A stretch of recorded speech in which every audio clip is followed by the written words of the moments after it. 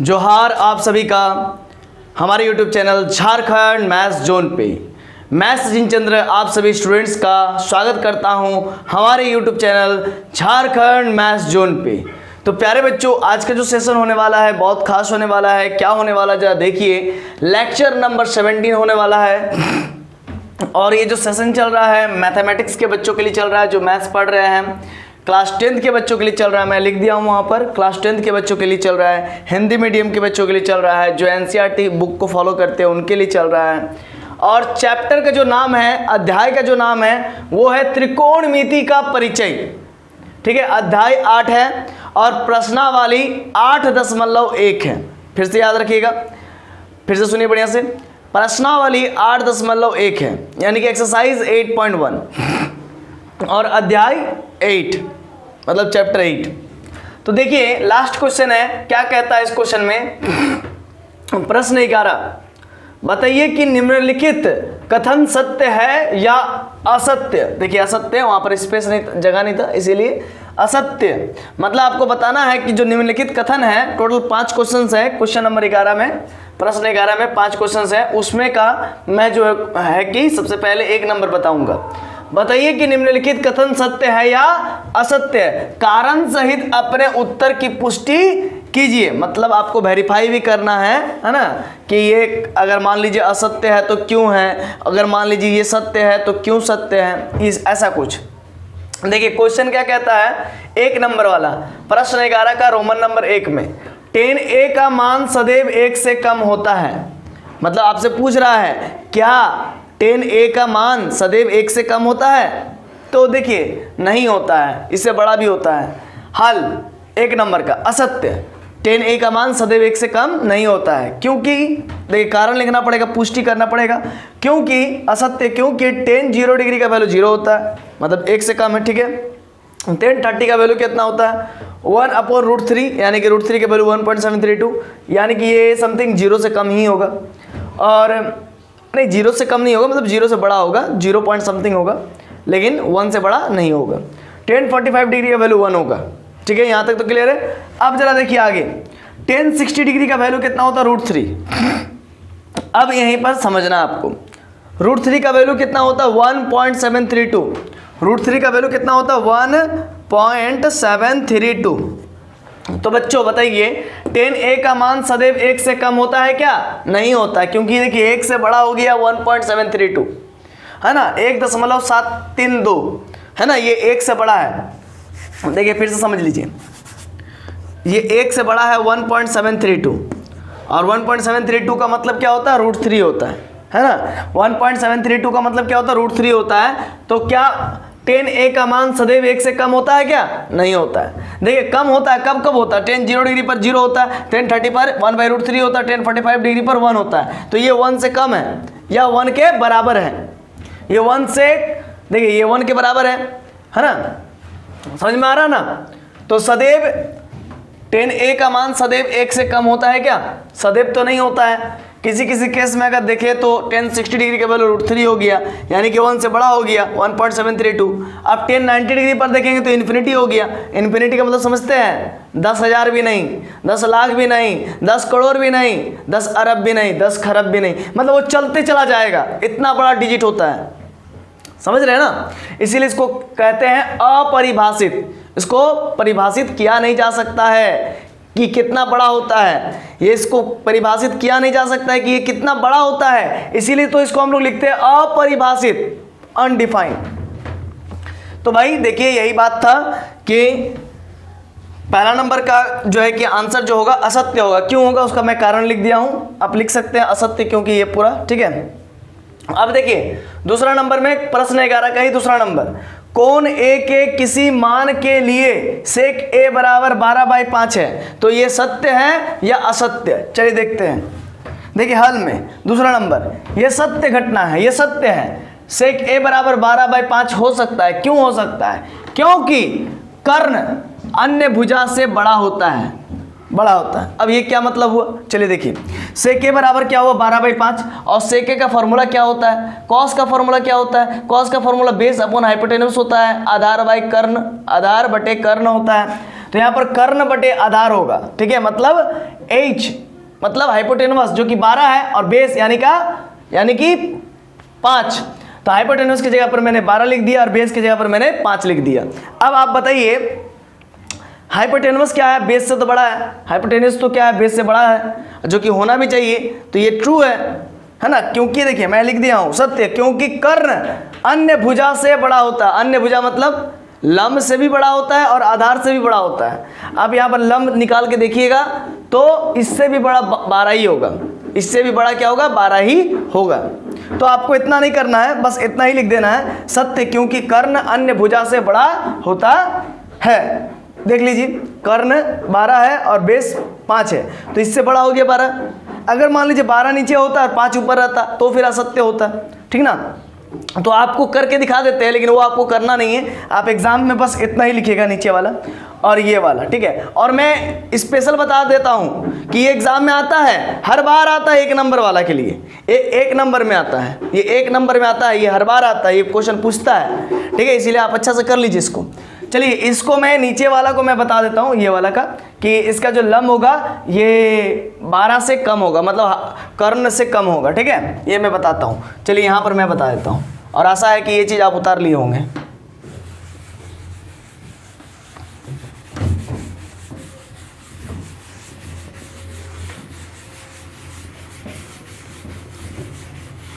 देखिए बच्चों, हम लोग पाइथागोरस थ्योरम जानते हैं, तो पाइथागोरस थ्योरम में क्या होता है, h square equal to P square plus B square होता है। कर्ण क्या है, 12 का है, तो 12 का स्क्वायर कर देंगे। लंब क्या है, तो निकालने का है p, उसमें लंब, और बेस कितना उसका, तो 5 है। तो देखिए 12 का स्क्वायर 144, उधर 5 का स्क्वायर इधर आएगा तो -25, और इधर p का स्क्वायर है तो p स्क्वायर इधर है तो इधर आएगा तो रूट हो जाएगा, ठीक है। अब ज़रा देखिए p बराबर 144 में से 25 घटाइए फटाक से, तो आपको पता चल जाएगा। तो चलिए बच्चों आगे देखते हैं क्या होगा।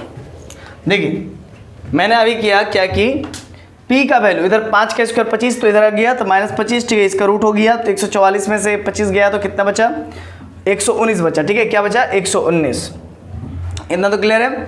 अब जरा देखिए 10 का स्क्वायर 100 होता है और 11 का स्क्वायर 121 होता है, तो 119 इसी के बीच में होगा, इन दोनों के बीच में होगा, 119 तो इसी दोनों के बीच में होगा, यानी कि इसका जो रूट निकलेगा वो क्या निकलेगा, 10 पॉइंट समथिंग निकलेगा, 10 पॉइंट समथिंग निकलेगा, मतलब कि 11 से छोटा निकलेगा, तो यहाँ पर 10 पॉइंट समथिंग निकलेगा, है ना। आप निकाल के देख लीजिएगा इसका वर्गमूल, ठीक है, मैंने निकाल नहीं रहा हूँ, ठीक है, लंबा समय लग जाएगा।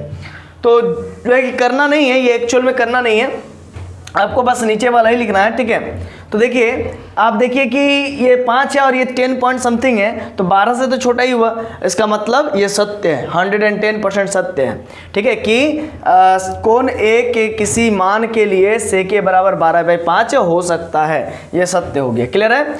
तो आपको जनरली इतना सारा नहीं लिखना है, ये इतना है ना, ये तो मैं समझाने के लिए मैं बताया हूँ, ये करने का नहीं है आपको इतना, ठीक है, ये भी नहीं करना, बस इतना ही करना, ठीक है। अब आपको मैं तीसरा नंबर का बता रहा हूँ, तीसरा नंबर का, ठीक है, तो तीसरा नंबर का मैं बता रहा हूँ, तब तक आप उतार लीजिए नीचे वाला को। तो चलिए बच्चों आगे देखते हैं आगे का क्या नज़ारा है। देखिए नेक्स्ट क्वेश्चन है क्वेश्चन नंबर 3, मतलब प्रश्न 11 का ही क्वेश्चन नंबर 3 रोमन नंबर में। कॉस ए कोण ए के कोसेकेंड के लिए, या फिर आप ऐसा कह सकते हैं कोसेकेंड के लिए प्रयुक्त एक संक्षिप्त रूप है। फिर से समझिए, कॉस ए कोण ए के कोसेकेंड के लिए प्रयुक्त एक संक्षिप्त रूप है, यानी कि ये पूछ रहा है कॉसेकेंड का या फिर कोसेकेंड का जो है कि संक्षिप्त रूप कॉस ए है कोण ए के लिए, मतलब कोसेकेंड का संक्षिप्त रूप कॉस ए है, मतलब कि छोटा रूप, ये पूछ रहा है। तो है ना, संक्षिप्त रूप है तो जी नहीं, असत्य, क्योंकि कॉस ए कोण ए के कोसाइन के लिए एक संक्षिप्त रूप है, यानी कि कोसाइन का छोटा फॉर्म कॉस ए होता है, मतलब कोसाइन को ना लिख करके, इतना लंबा चौड़ा कोसाइन को ना लिख करके सिर्फ कॉस ए लिखे तो वो सफिशियंट है, वो मतलब कि ठीक है, चल जाएगा, है ना, प्रयुक्त है। अगर कोसाइन ना लिख करके अगर हम लोग कॉस ए लिखे तो वही पर्याप्त है, समझे, सफिशिएंट है। असत्य, क्योंकि कॉस ए कोण ए के कोसाइन के लिए एक संक्षिप्त रूप है, यानी कि कोसाइन का संक्षिप्त रूप कॉस ए है ना, छोटा फॉर्म, याद रखिएगा।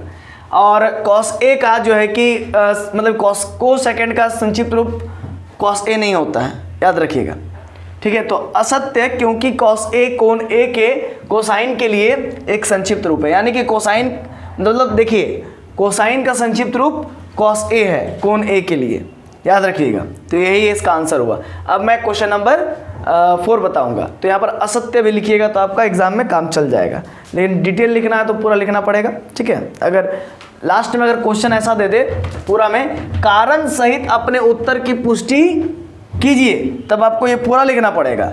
अगर मान लीजिए सिर्फ वो पूछ रहा है कि बताइए कि निम्नलिखित कथन सत्य है या असत्य, तो सिर्फ आपको असत्य लिख देना पड़ेगा, ठीक है।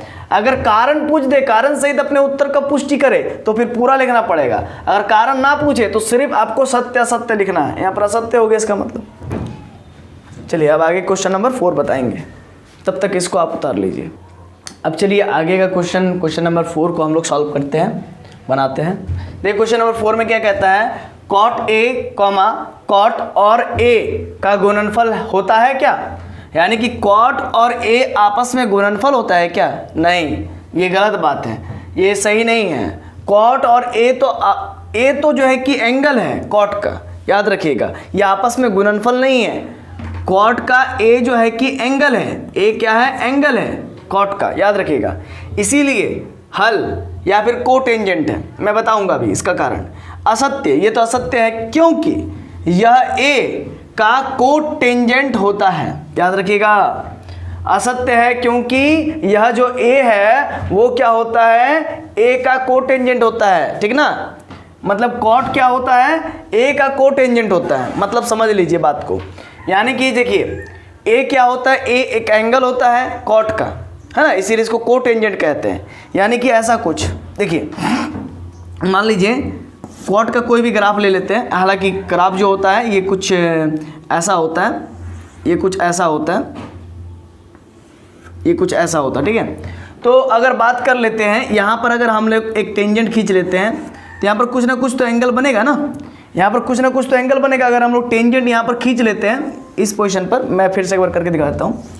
अगर मान लीजिए सपोज कीजिए ये जो है कि कर्व है ना, टेंजेंट का, है ना, कॉट का, मान लीजिए कोट का, तो ये टेंजेंट है, ये स्पर्श रेखा, ये स्पर्श रेखा, ठीक है, ये स्पर्श रेखा, ये एंगल बन रहा है थीटा, यहाँ पर कुछ ना कुछ एंगल थीटा बन रहा है, कुछ ना कुछ तो एंगल थीटा बन रहा है। असत्य क्योंकि यह ए, मान लीजिए यहाँ पर एंगल ए बन रहा है, थीटा के जगह पर यहाँ पर एंगल ए बन रहा है, ठीक है, एंगल ए बन रहा है। कोटेंजेंट होता है, कोटेंजेंट यानी कि देखिए ये एंगल होता है ना, एंगल ए का जो है कि कॉट जो होता है कोटेंजेंट होता है, यही कोटेंजेंट होता है, ठीक है।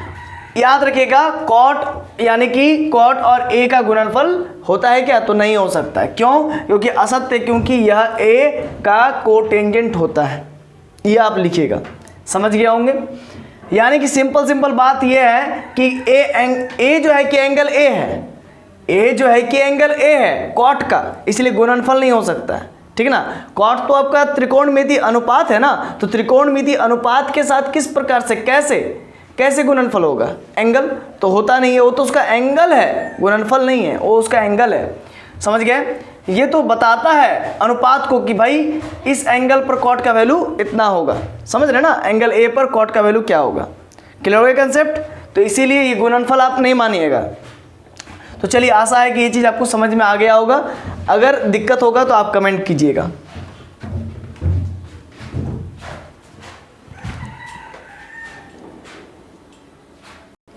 तो चलिए बच्चों आगे देखते हैं क्या है। क्वेश्चन नंबर 5 है, प्रश्न 11 का। देख क्या कहता है, किसी भी कोण थीटा के लिए साइन थीटा बराबर 4/3 है, ठीक है। तो क्या ये सत्य है या असत्य? तो किसी भी कोण थीटा के लिए साइन थीटा 4/3 है, तो क्या ये सत्य है? क्या ये हो सकता है? क्या ये नहीं हो सकता? तो ये नहीं हो सकता, इसीलिए ये असत्य है। क्यों नहीं हो सकता? देखिए बताते हैं। हल, असत्य क्योंकि कर्ण का मान अन्य भुजा से बड़ी होती है, जो कि यहाँ पर नहीं है। मतलब समझ लीजिए, जैसा यहाँ पर, मैं ये चीज़ आपको करना नहीं एग्जाम में, अगर करने का मन है तो कर सकते हैं। Sine theta, since sine theta बराबर 4/3 दिया हुआ है तो साइन थीटा का वैल्यू क्या होता है, P/h, परपेंडिकुलर बाई हाइपोटेनस। तो परपेंडिकुलर बाई हाइपोटेनस तो समकोण त्रिभुज में परपेंडिकुलर 4 हो गया, हाइपोटेनस 3 हो गया। तो एक बात बताइए, कर्ण का वैल्यू परपेंडिकुलर से तो ज़्यादा ही होगा और बेस से भी ज़्यादा ही होगा, यानी कि लंब से ज़्यादा कर्ण का वैल्यू होगा और आधार से भी ज़्यादा कर्ण का वैल्यू होगा। लेकिन यहाँ पर देखिए ये लंब है, ये तो लंब है, ये तो परपेंडिकुलर है, ये तो हाइपोटेनस है। तो देखिए लंब जो है कि ज़्यादा हो गया हाइपोटेनस से और लंब से छोटा हो गया कर्ण, 3 हो गया। तो ये पॉसिबल नहीं है, ये मुमकिन नहीं है, ये असत्य है ना। इसीलिए मैं लिखा हूँ कि असत्य, क्योंकि कर्ण का मान अन्य भुजा से बड़ी होती है, जो कि यहाँ पर नहीं है ना।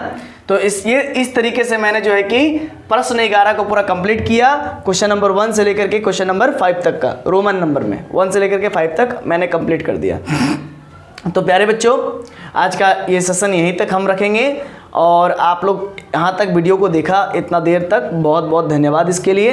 तो मिलते हैं नेक्स्ट वीडियो लेक्चर में और ये नया सेशन स्टार्ट होगा और वो नया सेशन स्टार्ट होगा एक्सरसाइज 8.2 यानी कि प्रश्नावली 8.2 स्टार्ट होगा। तो तब तक के लिए आप लोग खुश रहिए, पढ़ते रहिए और जो है कि आप सभी को जोहार। मिलते हैं नेक्स्ट वीडियो लेक्चर में। धन्यवाद।